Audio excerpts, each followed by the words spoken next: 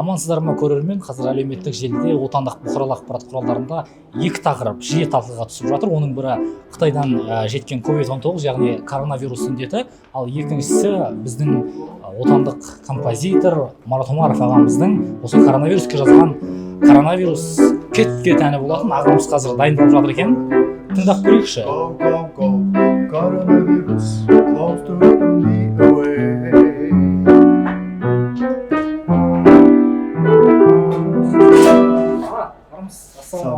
Қазір болмайды деп жатыр ғой, қазақша ассалаумағалейкум деп жатыр. Сіздің осы желіде ол қазіргі тілмен айтқанда хит болып жатқан әніңіз ғой, соны бір тыңдап алсақ. Жұмақ бір қайырма.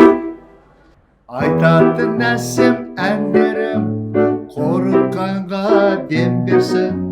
Аты жаман бұл вирус Қазақстанға келмесін. Коронавирус, нет, нет, нет. Коронавирус, кет, кет, кет.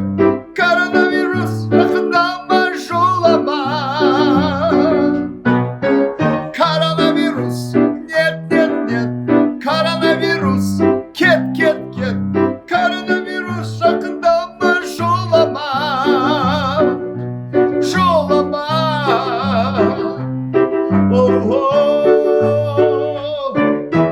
Coronavirus, no, no, no. Coronavirus, go, go, go. Coronavirus, close the day away. Coronavirus, no, no, no. Coronavirus, go, go, go. Coronavirus, close the day away. Oh, oh, oh, oh. Koronavirus, жақындама, жолама. Жылда осы наурыздың басында сіздің анасы бар адамдар ешқашан қартаймайды деген әнмен басталады. Әрине. Биыл ол әнді басы болып коронавирус кет-кет деген әніміз хитке айналып жатыр. Жалпы халықтың көбі түсінбей жатыр. Мақтап отқандар бар, даттап отқандар бар желіде. Бұны жазғанда, бұны шығарғанда сіздің бір өзіндік ойыңыз бар шығар. Сол ой көпшілікке жетпей қалған сыңайлы. Соны неге жеткізсе деген оймен бүгін келіп отыр. Енді шынды айтқан кезде бұл өте жаман вирус болды ғой. Енді әлемдік деңгейде әлем дүрсілкіндіріп жүрген үрей Қазақстанға жетіп жатыр деген кезде мен енді бейхабар болмай, бейжай болмай болған басқаша қарадым.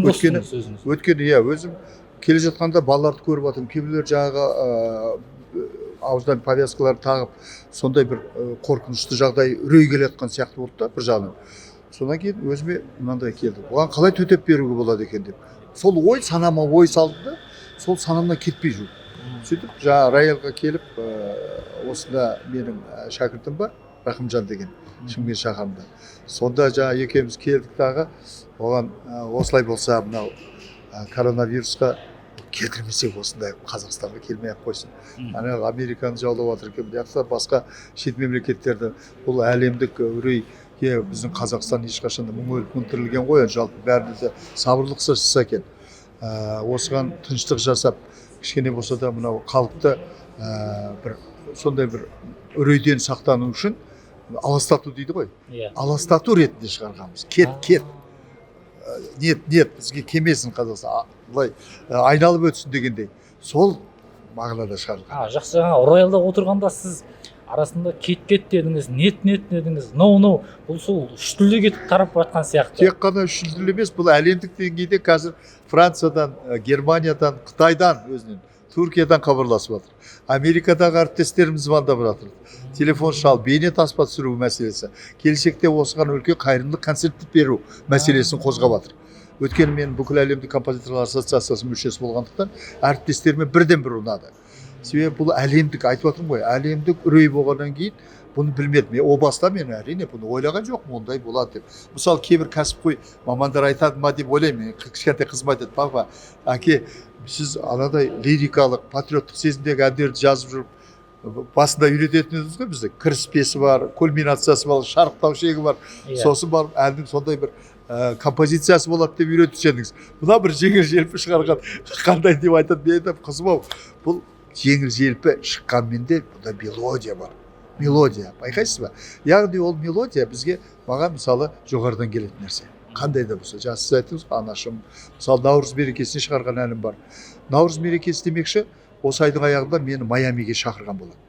Наурыз мерекесіне. Бүкіл әлемдік Америкадағы штаттағы қазақстандықтар жиналып, тұңғыш рет Майами қаласында Қазақстанның диаспораның ұйымдастыруымен үлкен наурыз мерекесі өткіземіз деп жинаған болды. Соған арнайы билет те алып қойды. Енді ол өткелі жатыр ма қазір? Өтпейді, бірақ олар сабыр сақта деп қазір жазып жіберді маған Бағдат мырза. Марат аға мынандай үрдіс болып жатыр.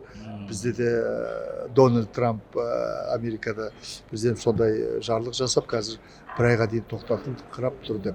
Сондықтан мен ойлаймын, жалпы бұл әлі шешім табатын шығар деген үміттеміз. Оның үстіне тағы да бір айтатын жағдай, мынау жаңа ғана өзім ютубтан көріп өзімде таңғалып жатырмын. Қазақтың қызы сондай бір идеясы жақсы, өзі коронавирус болып Американы, Францияны, Германияны, Қытайды, Қазақстанға келгенде осы әнді естіп қашады екен. Қасым есікті жауып, сондай бір жақсы идеямен құрылғанда, сондай челлендж болсын деп әдейі халыққа таратып жіберді. Бірақ ойыңыз жүзеге асқан сыңайлы. Иә, әрине. Енді біріншіден айтатын, қазақ өзі текті, жүрегі түкті, рухы биік, иманы күшті халықпыз. Біз Қазақстан деген кең байтақ жеріміз бар. Киелі тектілік бар бізде. Біз бәріне де шыдағанбыз, оған да шыдаймыз. Бірақ осы ауруды келтірмес бұрын барлықтарыңызға, халқыма, елім айтады, таза жүру керек. Қолды жуып, мына қазір шығып жатыр ғой, спрейтер мысалы сеуіп, оның үстіне маска киіп алып, қорғану керек, сақтану керек, ең біріншіден. Сабырлық сақтау керек, тыныштық. Бірақ мына әнді кішкене болса да жастарға кішкене мынау қатты ойға беріліп қоймай, жаман ойға, негатив емес, позитив дейді ғой, жастарды соған шақыру. Дегенмен ар жағында астарында үлкен мағына жатыр. Ол осы ауруды бізге жақындатты. Арада жаңа айттым ғой, желіде қызу талқыланып жатыр деп. Желіде менің бір курстасым былай жазып қойыпты. Марат Омаров доллар жайлы ән жазбай ма екен депті.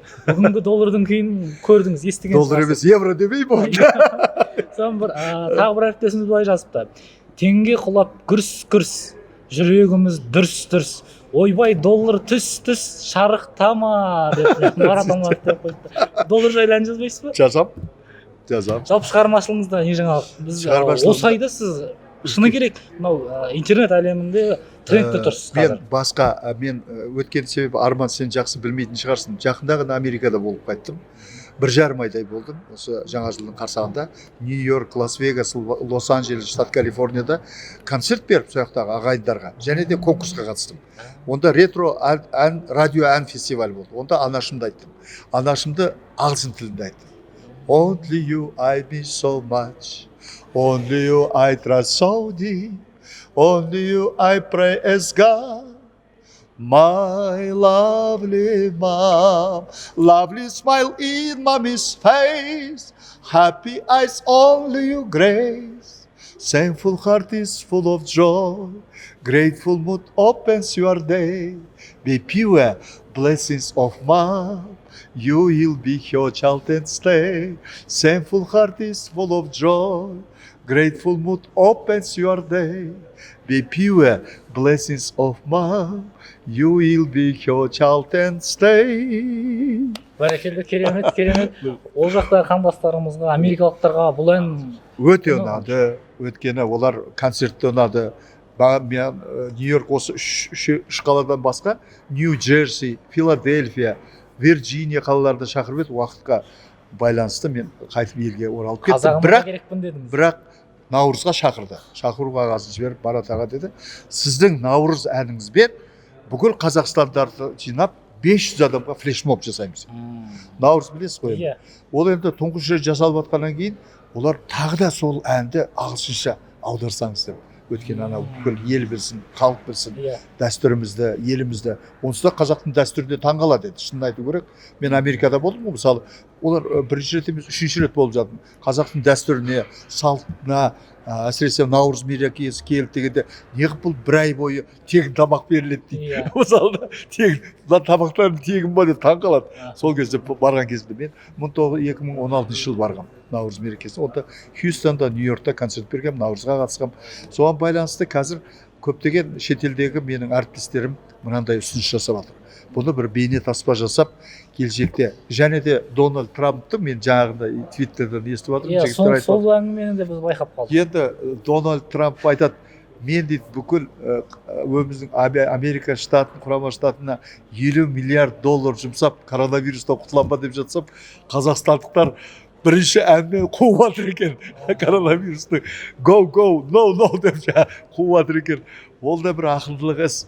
Біз қандай шара қолданамыз? Сондай шаралар керек екен деп. Соған байланысты әріптестерім айтады, егер ертең күні қайырымдылық концерттер беріп жатсақ Америкада, сіз келесіз ба деп сондай ұсыныстар жасап отыр. Мені әрине енді қай жақта да халық үшін, елім үшін қайда бармайсың? Ол біріншіден айтарым. Мына Қазақстан елі өзі текті деп айтып отырмын ғой. Неге екенін айтайын. Себебі ең маңыздысы мазмұны. Мынаны түсіндім. Бұл жаңа Америкада, Қытайда болып жатыр. Грецияда, мысалы, Италияда, Испанияда, Германияда. Қазақстанда ең соңғы рет келер келмес. Содан бір қызым жақында шығарыпты челлендж. Сол жаңа Қазақстанға келгенде менің әлімді естіп жаңа коронавирус, кет. Коронавирус, нет, қашан екен? Ойбай, Қазақстанға жоламаймын деп.